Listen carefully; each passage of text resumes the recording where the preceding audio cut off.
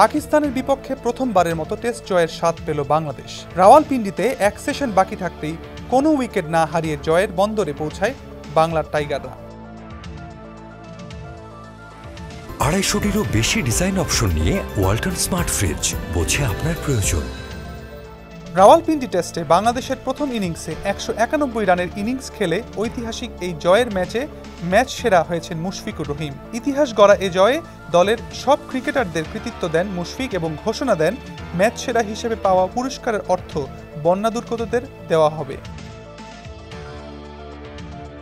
পুরস্কার বিতরণী অনুষ্ঠানে মুশফিক বলেন, আপনারা জানেন যে বাংলাদেশে বন্যা চলছে। আমি এই পুরস্কারের অর্থ দিতে চাই দেশের বন্যা দুর্গতদের জন্য। আমি দেশে থাকা সব মানুষকে অনুরোধ করতে চাই তারা যেন আর্থিক সহায়তা ও অন্যান্য কাজে সাহায্য করেন।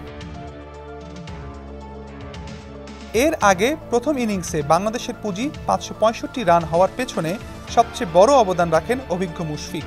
টেস্ট ক্যারিয়ারের একাদশ সেঞ্চুরি হাঁকিয়ে 191 রানের ম্যারাথন ইনিংস খেলেন তিনি। প্রথম ইনিংসে প্রায় 9 ঘন্টা ক্রিজে থেকে 341 বলের ইনিংসে 22টি 4 ও 1 ছক্কায় 191 রানে থামে মুশফিকের ম্যারাথন ইনিংস। এর আগে 111 রানে পিছিয়ে থেকে দ্বিতীয় ইনিংসে ব্যাটিংয়ে নেমে মেহেদী হাসান মিরাজ ও সাকিব আল হাসানের স্পিনে বিভ্রান্ত হয়ে 146 রানে অল আউট হয় পাকিস্তান। 30 রানের টার্গেটে 10 উইকেটের দাপুটে জয় পায় বাংলাদেশ।